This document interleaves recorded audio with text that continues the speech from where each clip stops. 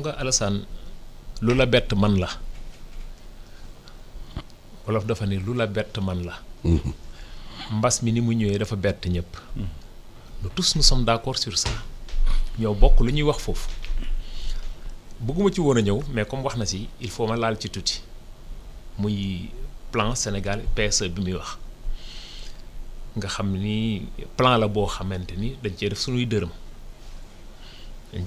dërëm alal yu bari nag ndax am plan boobu di gërëm sénégalais yi nga xamante ni fi la ñuy juddoo fi la ñuy jàngee yaroo xam-xàmmee ràññee xam les réalités du pays defaraat plan bi ci biir texte plan bi rien à dire mais problème bi c'est la mise en œuvre xam nga bu ma nee la bala nga ni naam ne fa dafa am réew ay priorité la d'abord ay priorité la tey jii buñ naan la nit dafa gaañu dem na hôpital ñu ne ko demal nga jëndi bétadine pour ñu faj la ay nit di accoucher ñu lay teg ci sareet ñii mënuñoo jàll parce que yoon bi dafa dagg y'a problème kenn waxul nag ni defuñu mais quelles sont les priorités xam nga sànq dama lay wax ni la léegi milliards sax foo la ci Sénégal ay milliards léegi foo la ci Sénégal parce que nit ñi dañ ko tam milliards. lu tax xam nga man damay suivre nit dafa am benn vidéo bu may déglu le président Macky Sall président de la République gardien de la Constitution chef suprême des armées et de la magistrature clé de voûte de toutes les institutions c'est lui qui nomme les emplois civils et militaires réew mi bu doxee moom la bu doxul moom la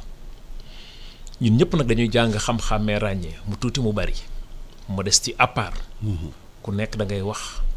sa dolluwaay ca la nga xam maîtriser ko dama ko mës a dégg muy wax tali nim ñu doon coûter avant ñoom ñuy toog du yoon mu ñuy coûter loolu damay jël toujours tendance di jël exemple si autoroute Ila Touba c'est un projet de 416 milliards un coût de 2% déféré 5 ans ñu war koo fay 25 ans benn kilomètre bi ça nous revient à 3 milliards 714 millions de nos francs CFA tey jii kon ñun jàpp nañu ni li nga xamante ne dafa nekk ci réew mi muy potentiel nous avons des champions nationaux dans ce pays bu dee defar tali kese ñu ngi fii ci réew mi mën koo defar tey mënuñu comprendre tey ay société étrangère ñëw di defar fii liggéey boo xamante ni suñuy doom ñun mën nañu ko bu ñu xeeb suñu bopp. mais xaalis bi chinois yi ñoo ko lebal Sénégalais. foofu laa la jëmal. te chinois bu la lebalee dañuy imposer seen société. xam nga un projet de 416 milliards. tey jii la moitié. 200 milliards. nga jox ko Jean Lefebvre je ne fais pas de publicité nga jox ko Jean Lefebvre ou bien nga jox ko CSE ils te font cette route à 1,7 million les 200 milliards te revient à 1,7 million te du fa sax yegg il faut pas oublier que ni Malick Sy. surnos merci beaucoup. Malick Sy rond-point Padoua mais Baratal la ko liggéey. ça nous a revenu à 1,2 milliard foofu buntu Pikine MSF moo ko liggéey ça nous a revenu à 1,5 milliard mën nañ comprendre ndax liggéey bi nga xam ne def nañ ko foofu ci ndox bi nekkoon foofu mais à partir de là ça a commencé à exploser 4 milliards 6 milliards de francs CFA par kilomètre mooy li ma la wax sànq et ressources yooyu yëpp mu ngi ci sunu suuf ñun kon bu ñu waroon a jëli ressources yooyu ci bitim réew indi ko sunu réew xanaa kon benn kilomètre bi 10 milliards la ñuy dikk moo tax mu doy waar kon bu ñu jógee ci loolu tey nga xamante ni ci la ñu nekk les Sénégalais ont d'autres priorités de santé d'éducation ainsi de suite même moment boobu yow nga jël plus de mot na ko motu ko 1000 1100 1200 ñoo xam lu ñuy wax sur le terre est-ce que tey priorité la man Sénégalais bi bëgg a faju am problème mu faju bëgg a bay am problème mu bay bëgg a liggéey am problème mu liggéey di jël sa coût sur 35 kilomètres Dakar Diamniadio nga ciy def plus de 1000 milliards s'il ne reste que 800 milliards ou 900 milliards sax pour man jaru ko parce que y a d'autres priorités ndax wolof na fa ne bala ngaa naam ne fa te ñett ñii bu lompañee mooy sëngéem na mbaar mi sëngéem na éducation santé la justice te ñett yi moo yore réew kon jàpp nañu ni exemple pour exemple nga jël Abuja Kaduna mu ngi revenir à 552 milliards 552 milliards tey pour vous dire vrai pays yi nga xam ne yëpp c'est des pays yoo xam ne ay montagnes la ay roches fa nekk booy xool benn kilomètre mënu leen a revenir à 2 milliards des tirs de mines pré-découpage des mines de galeries souterraines ngay jaarale tali bi foofu naa nga ma kenn nga mun la revenir loolu yow diggante fii nga xam ne sama diggante fii ngay fàq diggante fii ak ngaay mexe nga xam ne ay ngeer ak kàdd rek a fa nekk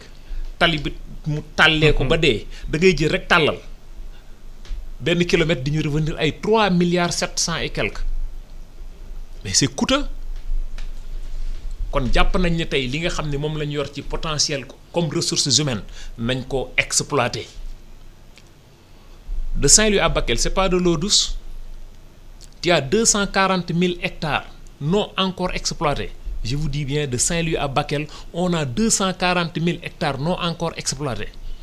le président de la République taxaw na fii ne dañuy jéem a fexe tout accélérer la cadence gis nañ fi slogan bu nekk pour pouvoir atteindre notre autosuffisance en riz man dama fa woon ne sax alimentaire lay wax parce qu'on pouvait atteindre notre autosuffisance alimentaire parce que bu fekkee da nga yor 240 000 hectares pour info fleuve Sénégal ndox mu neex mi di reverser wu ci océan Atlantique bi le Sénégal perd plus de 20 milliards de mètres cubes chaque année le début c'est 640 mètres cubes à la seconde bu ñu ci jëloon 4 milliards rek wala 5 milliards récupérer ko kenn waxatu ko nord bi lépp lu ñu fa bëgg mën nañ ko faa am nga wëlbatiku tey jii on ne peut pas parler d'agriculture au Sénégal fàtte la verte Casamance tey jii xoolal leeñaay lompul ba Mboro ba fii kenn mun amul luñ fa mënta am ci mbay nit ñi am nañu xarañte gi muy ci wàllu élevage napp gi bay boo caameen yi jàpp ma da ngay xëy suba teel sax bëgg yaboo yi boo jënd marché laa wax mu tëla et je parle en connaissance de cause parce que sénégalais la ñuy waxal da ngay xëy suba teel bëgg jën laa wax nga am problème pour lekk jën bu baax jën boobu waa bitim réew ñoom ñoo la ci gën a yey parce que ñoom nañ koy amee yow sax doo ko am yow mi dëkk yow Sénégal yow ça sera la même chose ci côté càmm gi c'est la même chose tant que nous ne parvenons pas cette industrialisation bi nga xam ne moom laay wax de nos ressources xam-xam bi xarañ gi macha allah nekk fi pour tout sénégalais. li may wax rek Sénégal moom am nañu problème bu nekk mooy problème mu xam-xam. ah d'accord naa ak yow. ah kenn waranteetu ko. d'accord naa ak yow. beneen bi it muy matière première yi nga xam ne dafa nekk ci réew mii. ci biir géej gi comme ci jéeri ji vraiment buñ ci defee lañ ca war a def. Alassane ñëpp dañ ci gis seen bopp. Maaw na priorité